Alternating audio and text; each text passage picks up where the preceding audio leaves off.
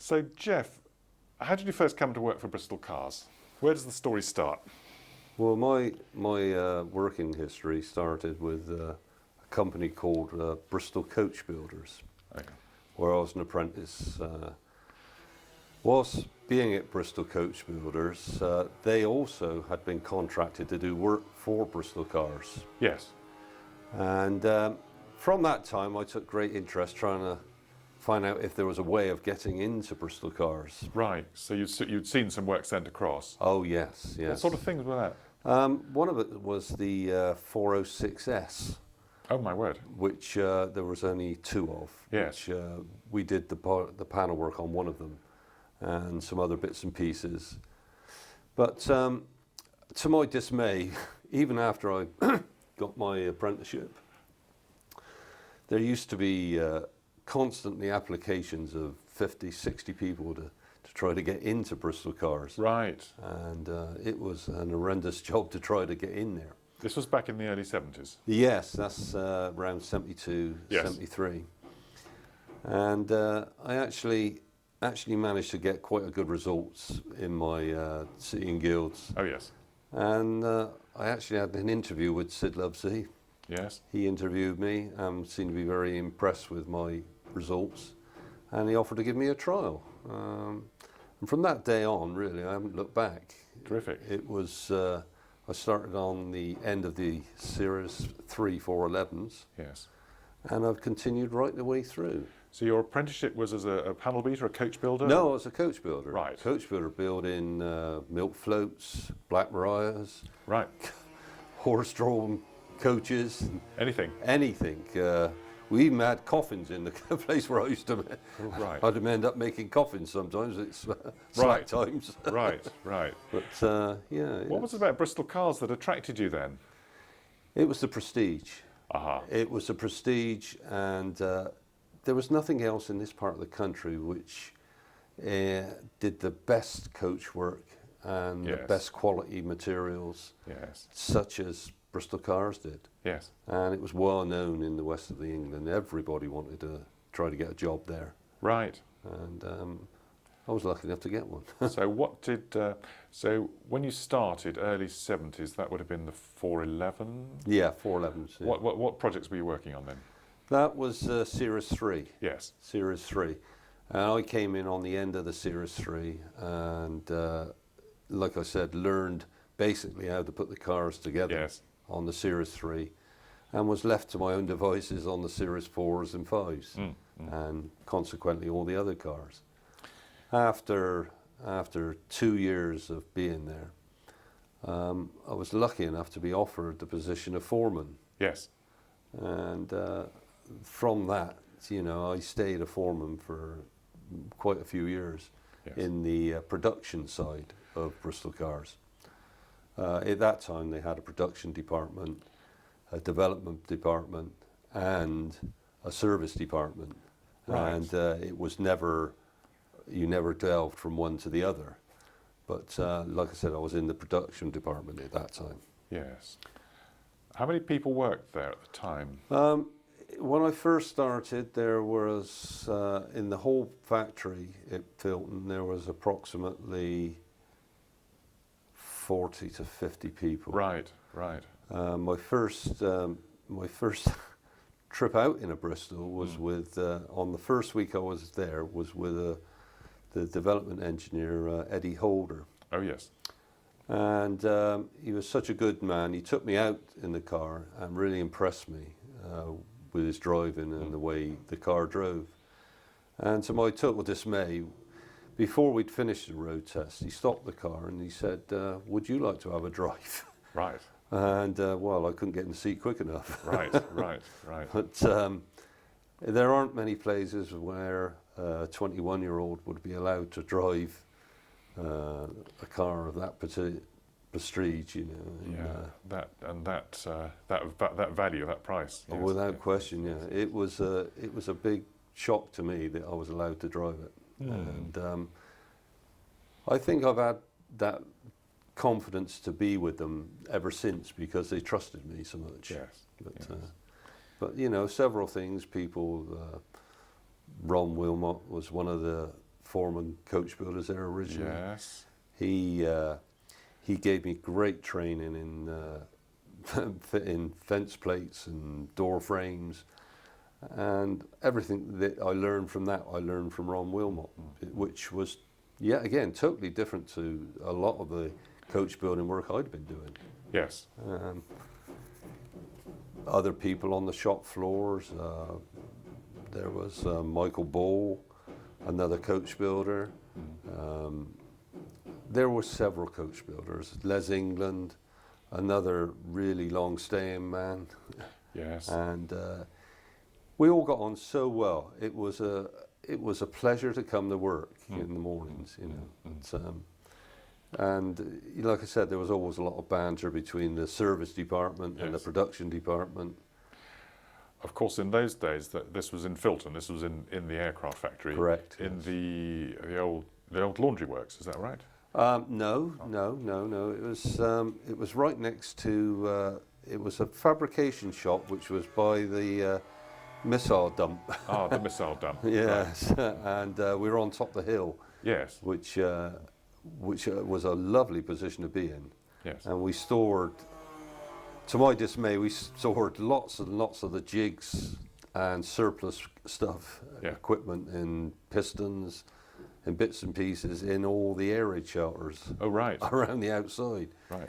And it's quite often if you walked in, you'd find a jig out in one of the aircraft. Well, I remember visiting there. in the early 70s. It must have been just when you just started. And it was a very, shall we say, traditional, perhaps wartime building. Prefab, the office with the lino on the floor and the 1-bar electric fan. I think there was a picture of a Brabazon in the waiting room. Does that sound right? Yes, that sounds about right. Yes. It was a very traditional setup. So you went on making the series 3 and 4 411s. Yeah. Other projects you were involved in? Series 5. Yes. While the Series 5 was inaugurated, Tony Crook took over the business back in 73, and he always had it in his mind to produce the 603, which was originally going to be the 600, and it got delayed. The project got delayed, and it just went on. And so it ended up as a 603 because it was 3 years after Bristol 600. I see. 600 inauguration. 600, yes. 600 anniversary, right. That's it. So it was produced as a 603. We worked night and day trying to sort out some of the problems with that, which Dudley Hobbs did most of the design work on the interior. We had Taffy Thomas doing windows and some of the interior pieces, and we had Johnny Rose doing fabrication of the steelwork and framework. Eddie Holder was modifying engines, and I think that's about it really, but it was a lot of things to try to put together in a short space of time. When we couldn't do it by the 600 inauguration, Mr. Crook sent away a chassis to Zagato to act as a stock filler because he realised that the market for the 411 was slowing down. Yes. And we sent a chassis with all the steel body sections on it away to Zagato. And Zagato came up with a car which looked very, very nice at the time. It was of the lines what you would have expected in the 70s, in the late 70s. Yes. Unfortunately, the first car that came over was really basically a prototype. I can remember myself and 3 other coach builders. Yes. We cramped down the shell. We never had an engine in the car. And we took it down on the runway, and Mr. Crook got in it. And we pushed the car around the outside, then jumped into the ditch while the photographers took pictures. so say the car being driven along. From there, the car went to the motor show. Still no engine. Still no engine. Right. All the bits of the dash held together with bits of radio strapping and Right. bits of wood. Yeah. And the doors were locked so that nobody could get into it. Well, unfortunately, Mr. Crook sold the car Right. and gave us 3 weeks to put the car together, which was not really a good task. So this was a Zagato bodied. Was it called a 603 Zagato? Or No, this was the 412. 412. Yeah, right. this is a 412. So the first 412. Yeah, Yeah. this is the first 412, which was made by Jenny Zagato. Yes. And like I said, we put the thing together in 3 weeks, basically, the interior and the engine, and made everything work. But it was very hurried, unfortunately. Right. And it got a little bit of bad press because it leaked water and things like this. Subsequent ones we managed to improve, and I think we sold upwards of 98, something like that, So 94, 98 Zagatos. So actually a successful venture. Very successful. We uprated it several times from a Series 1 to a Series 2. To the BOHT with the turbo engine, Yes. then the BOHT with a solid roof and different pieces and bits, and we even made one into a Beaufort, which was a full convertible, Right. and so it was quite a successful model, really. Yes. There was talk of another 100 to be made, but we stopped on that project. Whilst that project started, before it finished, well, it was probably 2 years into it, then the 603 came out. And yet again, we were rushed a little bit towards the end when it was going to the motor show. And I personally worked 36 hours on the trot. Right. And some of the trimmers did it exactly the same, and we were trying to do it working day and night to try to get it ready for the motor show. And yes, again, Mr. Crook managed to sell it at the motor show, still not finally all the problems etched out. Right. Right. But still a very good car. And that progressed, obviously, the 603 into the 603 S2. And then it went to the Beaufort, it went to the Brigand, The Brigand. Britannia, then the Blenheim, 1, 2 and 3. So, it did a fairly good run as well, Yes. Yes. How many were in that run altogether, would you say, counting those models? Off the top of my head, I believe that the 603 was basically only somewhere in the region of, I'd have thought, 24. And then the Britannias and Brigands, I would estimate we did somewhere in the region of 30 of those. And then we did the Blenheims. Blenheim ones, I believe there was about 6, I suppose. Yes. 6. And like I said, we went right the way up to the Blenheim 4s, which was the last Blenheim 4. It was the last project. Shortly after that, I suppose we did the Speedsters. How did that come about? What actually happened was when we were trying to do the fuel-injected engine, the original fuel-injected engine, we did all the test work on a test bed, which was bolted to the floor, and I'd done all the wiring and made everything work on it. This was going to be the original, one of the engines for the, well, not the new Blenheim, but it was the end of the run of the Britannias. Yes. And we did actually fit one of these engines into a Britannia. But anyway, it was going to be at the right end of that. So I did all the work that was possible on the test bed on the floor. And the next stage was it needed to go into a car. Yep. And at that time, we didn't have a car to put it in.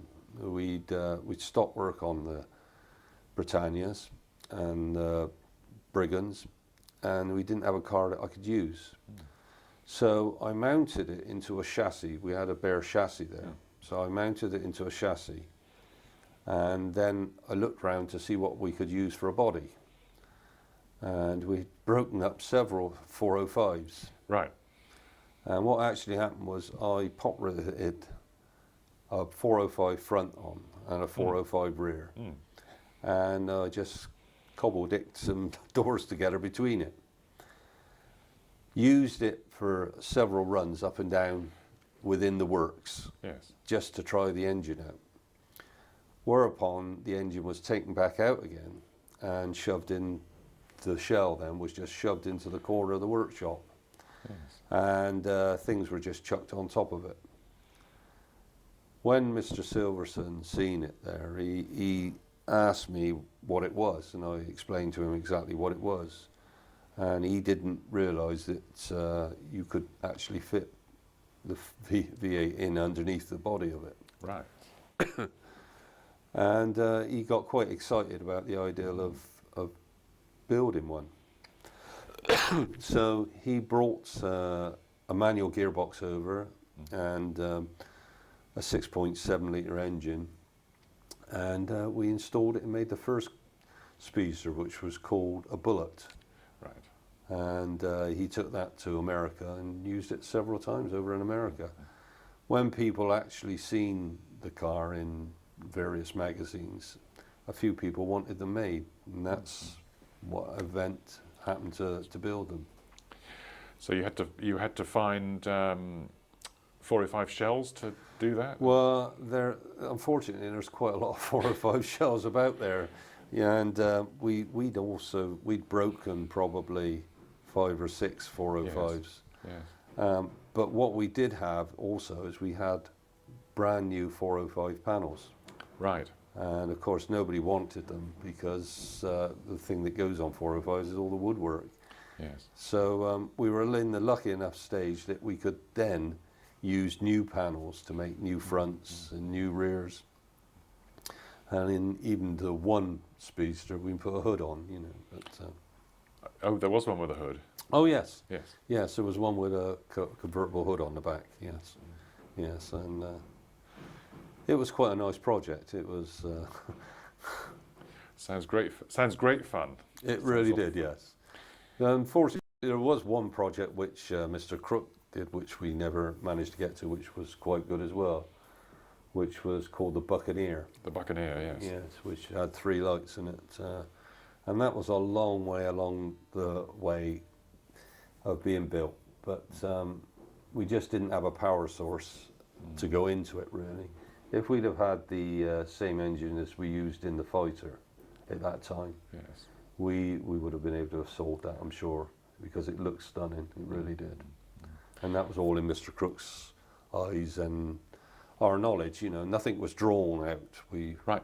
It was just like a picture. It progressed. Which is the traditional way that coach builders work. Yes, yes. So there might be some chalk marks on the floor. Oh yeah, yeah, lots of them. but there wouldn't be a lot of blueprints. Or, No. There wasn't a drawing for it. It was Mr. Crook's eyes and my eyes. Yes. And how we thought it would work. Yes, yes. What happened to the prototype, or the as far as it got? As far as it got, it was cannibalised for door frames and bits and pieces. There were still a few bits left in the old Bristol Cars factory when we were put into receivership. Right. But I shouldn't think anybody would make anything of it. Independent rear suspension, is that right? Independent rear suspension could be on the cards. Yes. There is a set of it up there which we were going to do. Yes. Equally, we'd extended a front cross member. Oh yes. But Mr. Silverton decided not to use that. So that was looking for extra track, was it? Wider track? That and to be able to put a bigger power plant and lower it more room to keep the centre of gravity better. Right. So that would have been quite a... There was lots of nice, good projects. Rack and pinion steering we were going back to again. Yes. Like the 2 litres. Very similar, but obviously powered rack and pinion. But ZF or? yes, it was a ZF, ZF unit, Yes. yeah. So that was work in progress, but it never came to It fruition. never came into tuition, unfortunately, because of the fighter project. We did have another project called the Cub. Oh yes, tell us about the Cub. The Cub was the next version. Instead of the Series 4 Blenheim, Yes. it was going to be the Cub, which was a phenomenal looking front. It looked very similar. Well, it was an upgrade of a 405 front. That Right. the mouthpiece. The mouthpiece, yes. Some nice sculptured headlamps into the body, different lights at the rear. It was quite a nice shape, but unfortunately, the choices which we were given was either the Cub or the Fighter. Mr. Silverton thought that the Fighter was going to be a better project than the Cub. I feel sure personally if the independent rear suspension and the widened track and the rack and pinion steering would have gone on the Cub, it could have been a good next model. So at that time, you had in the factory there was the ability and the expertise to actually make new body styles. Yes. Really, with your chalk marks on the floor and your own creative imagination. It was literally made. The Cub was literally made with polystyrene foam blocks. Yes. And then covered in glass fiber tissue. Yes. And then prepared with paint and then digitized. Right. Now we were in the stage it was completely digitized, and from that we would have been able to have the blocks made, to have the panels pressed, which would have allowed us the ability to make panels more accurately and quicker, and possibly made a few more cars. Bigger numbers, yes. More accurate. Yes. But unfortunately, the money had to go one way or the other. Yes. And it went to the Fighter project. So how did the Fighter start? The Fighter started with a chap called Max Boystrom. Now Max was employed because we were having problems with the independent rear suspension and front suspension. Yes. He was employed to redesign the chassis to allow us to lower the seats, to get the roof line down, and to do all the underneath suspension and underpinning. Now, once he started doing it, he realised what a huge task it was going to be. Yes. And he decided that he would try to talk Mr. Silverton into making a completely new car rather than redoing the underpinning of the Blenheim. Okay. So his history was in Le Mans racing and race cars, so his natural assumption was to go for something which was a two-seater sports car. Yes. And Mr. Crook came on board a little bit with the idea that it would be nice to produce something on the lines of a 404 again, a two-seater sports car. And they all put their little bit of input into it. Mr. Max Boystrom came up with the original design of the Fighter. Yes. From that, then Mr. Silverton implemented all the things that he wanted to on the Fighter. Most of the credit, or whatever you like to call it, you have to put to Mr. Silverton, because if there was anything on there, he wanted it his way, and that was it. You know, several people, including myself, put things across which we felt we should be doing, and that, but it had to be Mr. Silverton's way. So that was the way. That's how it progressed. But I don't think it was a bad car as such. It was just a car which, if you bear in mind, we had no experience of with pre-stressed steels, carbon fibres, Kevlars, and all those other things that go with it. let alone the gull-wing doors, which were, everybody struggled with, no matter what manufacturer you talk to. They've struggled with gull-wing doors and the problems which gull-wing doors carry with them. Yes, yes. But it had good results from people, and it had poor results from people, and that is, no two people want the same thing again. And I'll be completely honest with you, it wasn't one of the better times of my life working on the fighters. But there again, it was a challenge, and I think we finished that challenge. Well, an astonishing achievement really for what was quite a small firm by then to turn out a new supercar. And I wonder whether that'll ever happen again. Well, we can only hope, can't we, that the new people who bought the company will do something with it. Yes. It's. I don't know in this state of the market whether there is a position for that type of car, but I certainly hope that there's going to be a Bristol name on something. Yes, yes. Well, the name lives on. And, what about the future? What lies ahead? I can see a great future for us as restorers and bespoke coach builders. Yes. Because people out there do actually want to be different. Yes. And that is what we certainly do here. Yes. This will be completely the owner's taste. Yes. Now, that doesn't mean to say I can't build the cars sympathetically. Yes. I can build the cars exactly as they were built, because I built quite a lot of them. A lot of the cars that are out there now are what I was building originally. I can put them back to as they were, or I can put them to the customer's choice. And I get great pleasure out of doing both, to be honest with you. I'm not one of these ones who will only do it as it was. Yes. I quite like to put a little bit of modern technology into things. Where I'm working here now, this will definitely happen for the next few years. I'm sure it will. Yes. Sure it will. Yes. Any hints as to the way the future might develop? Well, I'm 60. I'm hoping to carry on as long as I can. Yes. I enjoy working on this sort of thing, and this is a great pleasure to me. And you're developing. There's been talk about new suspension and braking systems. At present we've got a new 6-pot caliper with bigger discs, 18-inch wheels. Right. So those will be suitable for any V8 model. Provided you change the wheels, yes.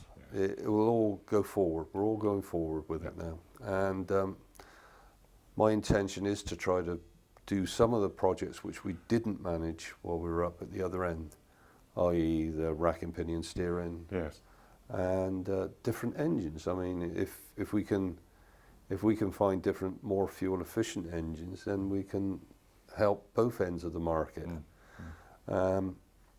Equally, the independent rear suspension would be nice to do, but that's a little step further yet for us to do. So quite an ambitious development, really.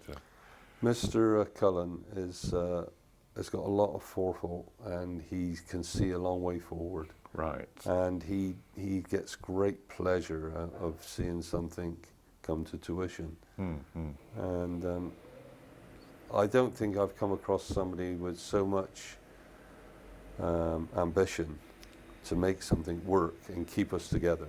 Terrific.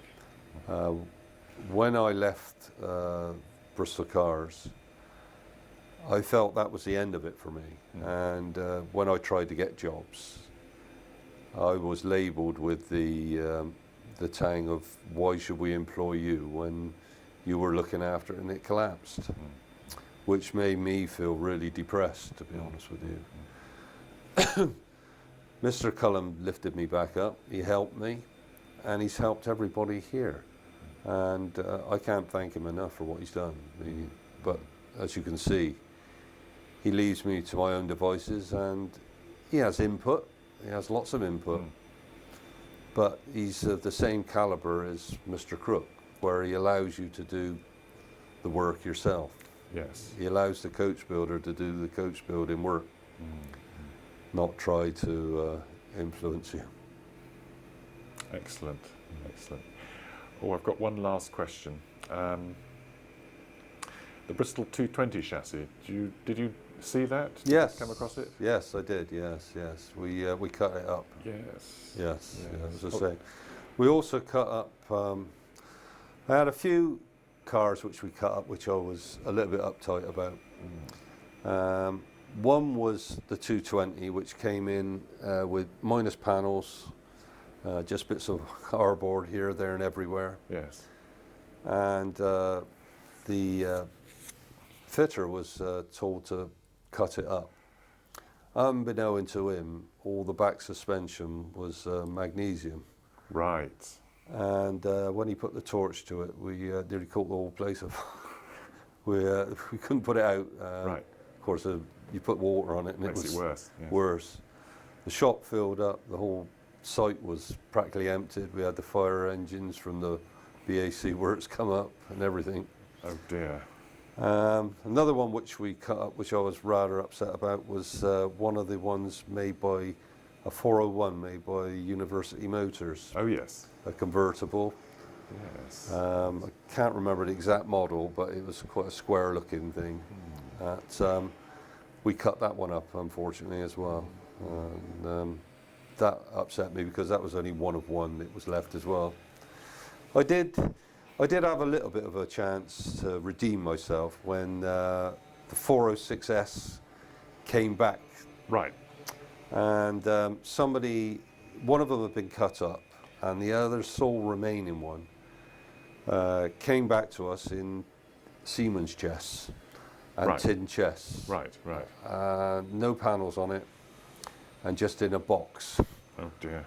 And Mr. Crook, because we didn't have much work on at the time, Yeah. allowed me to put it back together, which, without any drawings again, Yes. without any bits and pieces, was quite a task.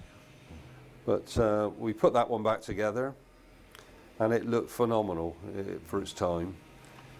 I drove it to London, and when I got out at the other end, I think it was Mr. Draper, I believe it was the other side. Seen the car, bought the car there and then, Right. from what he's seen. And it's still around. It's, yeah, I believe is it the treasurer, is it? The treasurer's yes, got yes, it, hasn't he? Yes, yeah. I seen it about 4 years ago, and I introduced myself to the owner when I Yes. seen it up Blaze Castle, That's right. and gave him a little bit of information about it. No, he's very grateful. It's a lovely car. It was. Yes. I just wish I could have kept some of the others alive as well. And I think some of the cars which I've got out there now, perhaps they won't be as they were originally, but at least I'll bring them back so they can be used Yes. as cars, which I feel they're too good to get rid of. You've got George White's car that he had his very serious accident in out there. Yes. What are your plans with that one? Well, that one is not a project, but it's actually going to be our showpiece. Oh yes. I've intending to rebuild the engine, the trim work, the woodwork, everything which as it was originally, even with the flash through the middle. Yes.